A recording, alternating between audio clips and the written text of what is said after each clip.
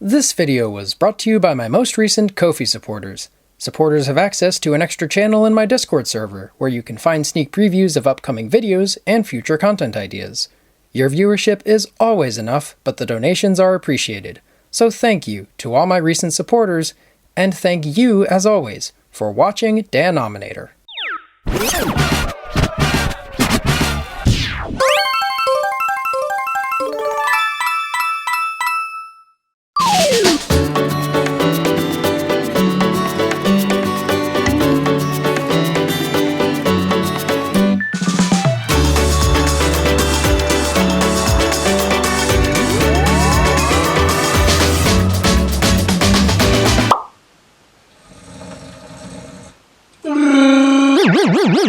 Hello world, my name is Danominator, and welcome to 2023. Dang it. I did it again, didn't I? It's June, and that must mean it's once again time to look at my favorite games I played last year. Wow, I am really bad at keeping my own promises to myself. Guys, I really do want to start getting these out sooner, I swear. Actually, I don't swear, but I make up for it by being very funny. Hinani. 2022 brought on a lot of firsts for me, and I don't just mean life stuff. Not only did I experiment a bit with the controllers I was using and delve further into my Steam and Epic libraries, I actually managed to play a few games that came out this year. Yeah, I know, right? Imagine having recent games on your yearly game review list. Although, to be completely honest, I did not play nearly as many games as previously. I mean, I guess you could say that made making the list a little easier, but at the same time, the games that I picked to play were absolutely worth the time that I gave them, which meant making a 1-minute blurb on each one was actually kinda difficult. Before we begin, I do want to mention that similar to 2021, I'm only counting games that I finished or completed this year for these mini reviews. Because I spend a lot less time on the big screen, I found myself on the Switch quite a bit more than anything else. 2023 has seen me pulling out my 3DS a lot more often to replace some of my old favorites, among other devices and consoles. But yeah, Switch definitely dominated the library this time around. Oh right, and it's also worth mentioning that the footage this time is probably going to be a little mixed in quality again. I did manage to get a capture card, but I've mostly been using it for test footage and streaming. I haven't really been able to record footage of last year's games, so we're making a bit of a compromise here. You'll probably find me playing some of these games on stream in the future, and I would absolutely like to cover them in their own separate videos if I think they deserve the time. So, without further distraction, let's begin with a title that has recently become one of my favorite games of all time. It's bold and brash, it beats to its own drum, and it goes a little something like this. I still can't snap my fingers.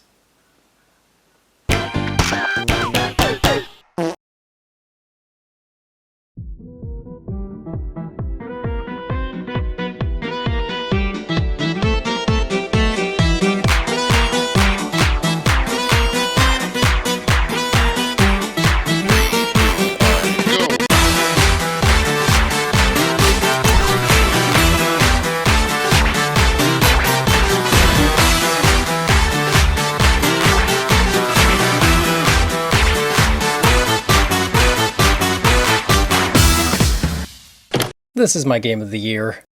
Sorry for spoiling things early, I just had to. I really didn't touch on it last year, but seeing as this is going to be a regular thing, I might as well explain myself. In case you guys couldn't tell from my enthusiasm when I talked about it last time, my previous game of the year was Stonefly. It was easily the most unique game I'd played in a while, and it was the style of the gameplay and world that really sucked me in.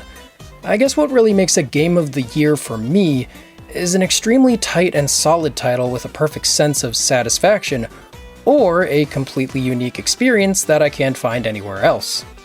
Mad Rat Dead just so happens to be both. All I expected was a good rhythm game with some unique platformer mechanics. Instead, I got an extremely experimental title focusing on themes about life, death, purpose, drive, perspective, expectations, and the very fundamentals that make life worth living. I know it sounds completely ridiculous that an indie rhythm game of all things could really have all this, yet here I stand completely confident in my decision. Yes, Mad Rat Dead is that game. Basically, you're a rat. And you're dead.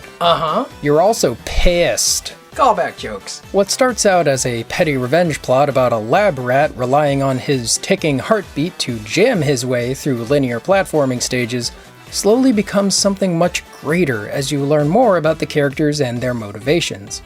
And the amount of freedom you have in how you tackle each stage is unparalleled by any rhythm game I have ever played. It's not an easy ride by any means, and I wouldn't recommend this for anyone's first rhythm game, but if you're willing to take on a challenge while listening to some of the best music you have ever heard, then Mad Rat Dead will make you feel truly alive. What else can I say? When the style, music, and mechanics all combine together, Mad Rat Dead just creates a perfect storm of a game that has just a little more heart than the competition. Aw, look at him, there he is. If you've been talking to me at any point this past year, you'll know that I basically love everything this game manages to do with its runtime. It's one thing for a game to be so good I have to gush about it this much, but it's another thing entirely to give me an experience I have basically zero complaints about. It's now one of my favorite games of all time, and I wouldn't be caught dead for getting it.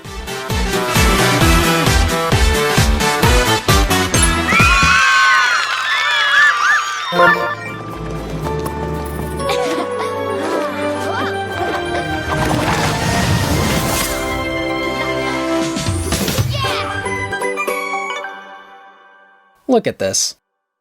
I need more of this.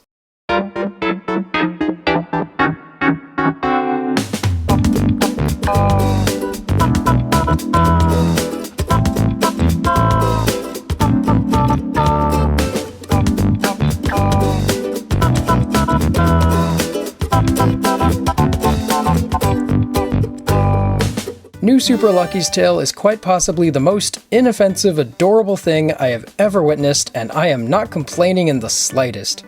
If you're looking for a comfy introduction to 3D platforming, I cannot recommend this one enough. Basically, you have your standard 3D platformer mechanics, but you can dig underground at any time to duck under hazards and hunt for hidden coins and other treasures. It's extremely satisfying getting the jump on enemies by popping out on the ground underneath them. A few ounces of stuttering in the Switch version here and there, but it's rare enough that it doesn't kill the experience for me. Especially when this game just feels so right to play on this console. Lucky is an absolutely adorable protagonist, and the characters surrounding him help the worlds that you explore feel all the more alive. Seriously, I'm in love with these characters and their expressions, especially the kitty litter and how they so casually talk to Lucky at times. And yes, the boss gang is called the kitty litter, so the game's basically perfect. New Super Lucky's Tale definitely scratches that comfy 3D platformer itch I get every now and then, and I am super happy I ended up completing it. Perfect for kids and adults alike, it's an easy recommendation for anyone looking to have a good time.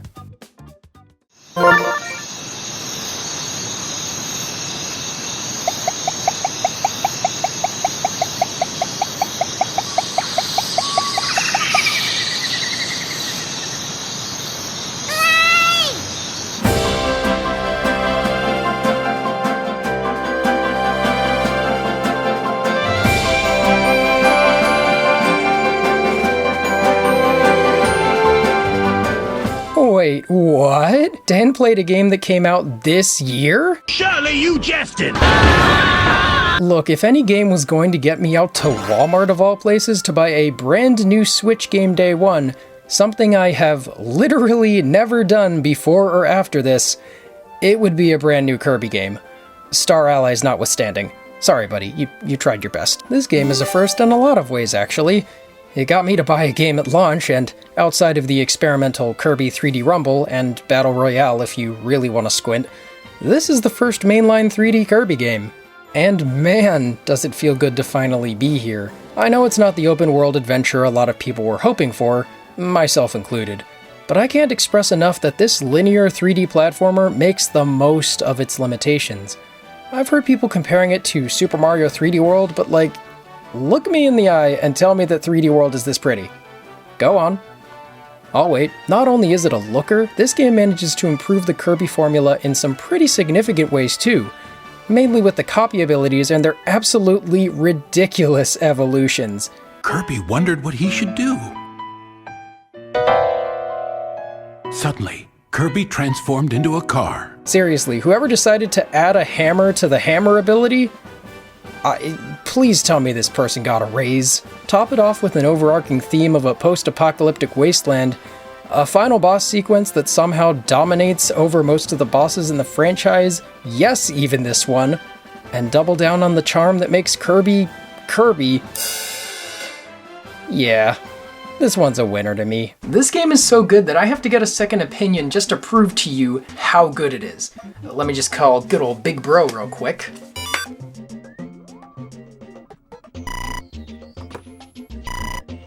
Hello? Hey, Big Bro, you heard they make pink bubblegum in 3D now? But Dan, isn't gum normally in 3D? No, it's rounder and cuter and, it has a face. Even though I can't see ya, I know exactly what you're talking about. You know I can't hear you if you hang up, right? In all honesty, although I like Kirby, I haven't bought like any of his games since the 20th anniversary collection on Wii. It's not like I don't like the Kirby games, but nothing about the Kirby games on 3DS, Wii U, Star Allies on Switch really captured my attention. The newer games looked to play just about the same as the old ones. Now, when Nintendo announced that Kirby was going fully 3D, like many of his contemporaries, I actually got pretty excited. And much like Dan, I picked up the game day one, but from a GameStop, which might actually be worse than Walmart. As I was playing, I was consistently impressed by the variety of levels, from a hotel to a mall, and even a theme park. It reminded me of the Shiver Star Planet from Kirby 64, but if the style of that was the whole game, which is by far one of the coolest, pun not intended, parts of the game. I also loved seeing the evolution of Waddle Dee Town. As you collect Waddle Dees in the levels, more things become available to you in Waddle Dee Town. I just love spending time there, from fishing to serving burgers to even the little gacha machine. It just feels so cozy. And it was a good driving force to collect them all. It's not a Kirby review without mentioning the power-ups, all of which were great. I loved how they could be upgraded as you progressed in the game, with my favorite being Gun, because it's absolutely bonkers, and that pun was intended. I think it's absolutely bonkers that they gave Kirby a gun outside of Smash. Overall, just an absolute joy of a game that put a smile on my face anytime I played it.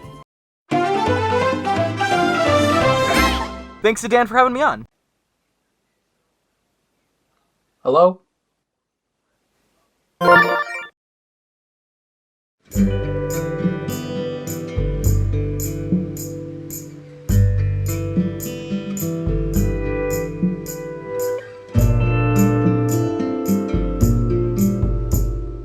Not sure if anyone knew this, but I might as well rip off the band-aid now. I'm not exactly a competitive gamer.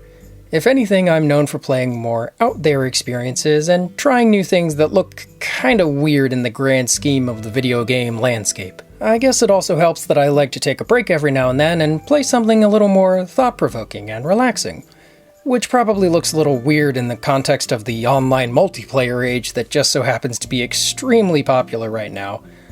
Oddly enough, I owe my obsession with these niche-type games to my 3DS. The eShop was full of unique experiences like this, including a little game called NightSky. From the guy who brought you Cave Story comes Ball Game.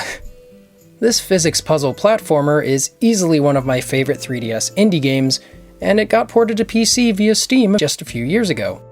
I'm telling you, just every little thing about this game resonates with me in some way. From the limited color palette, to the art direction, to the puzzles relying on the physics of the ball and how you roll it. Remember, it's rotation, not direction. It's a relaxing ride, until of course you play the advanced levels and want to tear your hair out. Even so, I wholeheartedly recommend this one. Tends to go on sale for a measly $2, and I honestly can't think of a better way to spend your money. Except for maybe... Oh, would you look at that, Sioctro delivered again this year.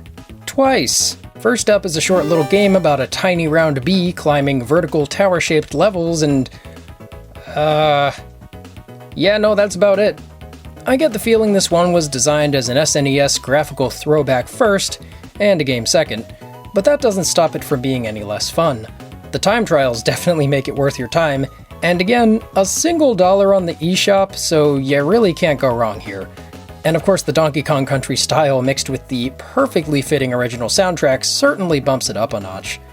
But the surprising part is that this game is actually a tie-in to Sioctro's other big release this year, Super Kiwi 64.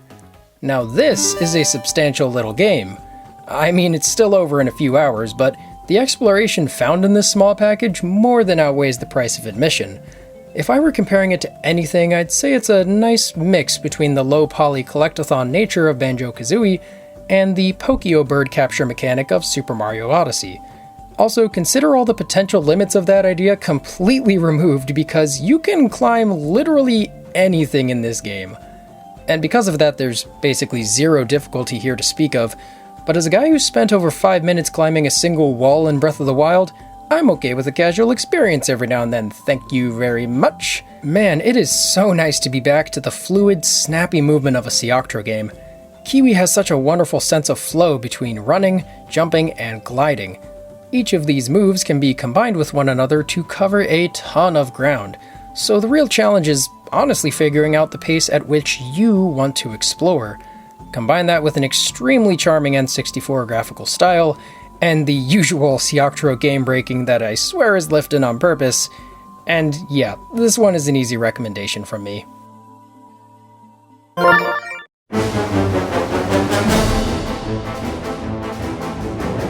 I think I speak for basically everyone when I say that Mario plus Rabbids was one of the most polarizing announcements we've ever seen for the Switch.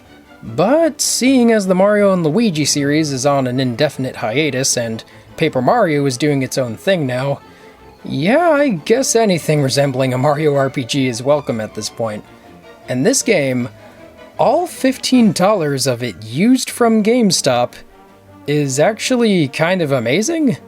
I have my issues with this one for sure. Its over-reliance on block puzzles is certainly a contender for the worst offense, but the actual combat here is rock solid.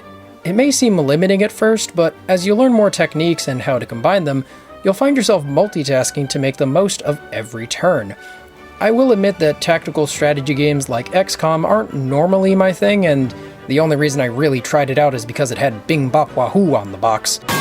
But man, I can't help but love the way the Mario cast is animated in this. Between this and the Mario movie, I think I'm really starting to prefer the use of squash and stretch on these characters. They just look so fluid and joyous when they're bouncing around like this. Add an entire soundtrack by Grant Kirkhope in there, a ridiculous amount of extra challenges, and a DLC campaign that gives Donkey Kong the most attention he's seen in 5 years, and I have to say I am thoroughly impressed. In fact, I was so impressed I decided to give the sequel a shot, but I wasn't able to finish that by the end of the year. Gotta cut off my list somewhere. Maybe next time.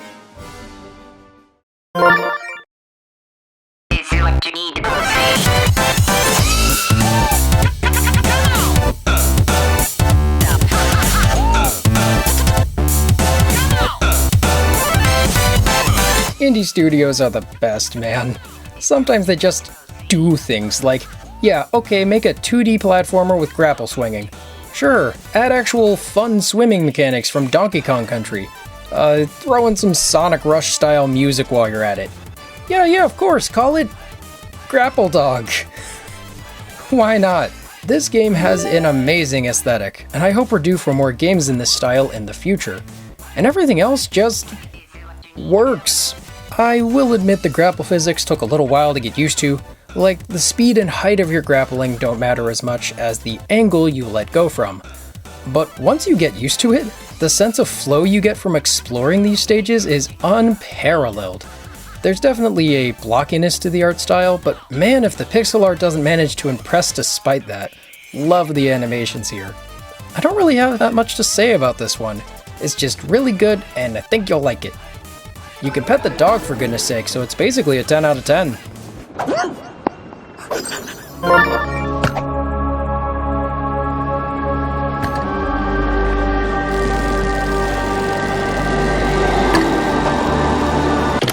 This game is hard, and I hate it. And it's perfect. So, Glyph from a distance probably looks like your standard 3D platformer, and boy do I wish I could have your innocence right about now. What you get instead with this one is a tough-as-nails, physics-based, floaty jump type game where every grain of sand just kind of kills you. Not that I have any experience with that or anything. Wow, okay, so Dan is bad at video games. Tell me another bedtime story. Well, see, that's the thing. I fully expected to drop Glyph after a few levels with just how difficult it was. My lack of patience probably wasn't helping anything. But something about overcoming the challenges in each level with pinpoint precision and airy agility just did something for me. The developers seem to understand this, since the way you go about unlocking levels and completing them is entirely up to you. Tired of an annoying stage? Skip it. Try another. As long as you have the resources, you can unlock the next challenge in basically any order you wish. Heck, I tackled and beat the final boss after only completing half the stages. The optional collectibles easily give you the most trouble to collect, but in return you get some fantastic skins that change things up nicely. Like, this isn't just a color change, you can turn into a UFO. A UFO? How can you not be playing this game right now? I will fully admit though that the Switch version occasionally hiccups at the absolute worst possible times, but besides that it's a dream to master the controls and get the rhythm down for exploring effectively. Just don't play this with Joy-Cons, unless you want to see more drifting than the sand drifts in this desert.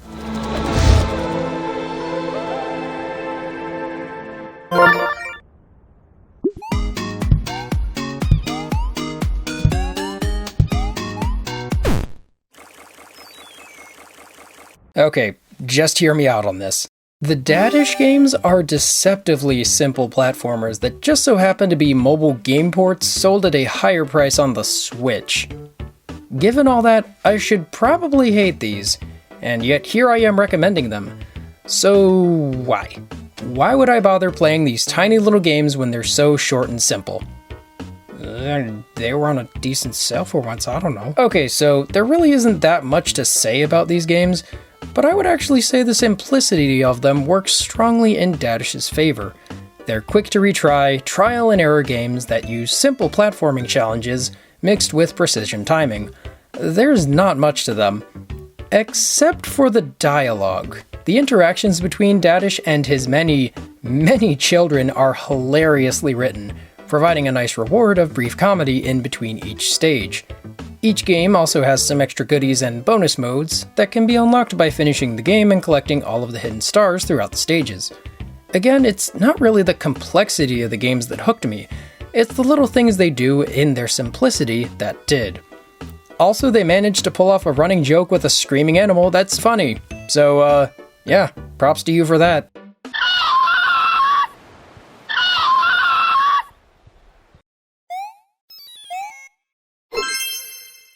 You know, despite how many great experiences I had on the Switch this year, I have to admit that I think the magic of the console has worn off a bit. Granted, I already did talk about this in the 3DS and Wii U video a while back, but I think the Switch has already lost its novelty to me. Yeah, and I've only had it for about 2 years. Especially now that I'm going to be home more often and playing games there for streaming and such, I have to admit that the appeal of a portable console that plays home console games just isn't hitting the same way that it did when I was able to take it a lot of other places. Apparently this is a pretty common feeling for a lot of Switch owners. I guess I just didn't expect it to hit so quickly. Despite that, I think these games are honestly some of the favorites that I've played on the system so far, and I'm hoping it only gets better from here, because as you know, this year, I've been playing The Legend of Zelda: Breath of the Wild on stream, and I've had a good few other experiences on the thing. Been playing a lot more Ring Fit Adventure lately, so who knows, maybe that'll end up on the Games of 2023 list. I just thought about what it would be like to see Ring Fit Adventure speedruns. That's probably hilarious. Anyway, that's all I have for you today, but I want to thank you again for your continued support of this channel and this new series. I've been having a lot of fun doing mini reviews. They really force me to condense my thoughts into a short amount of time, something I'm normally not very good at doing, so thanks for giving this new mini review series a chance. I hope to see you next year, and every time in between that I'm able to actually get something up on this channel. But until then, this is Denominator signing off. See you later, Ominators. Until next video. Bye!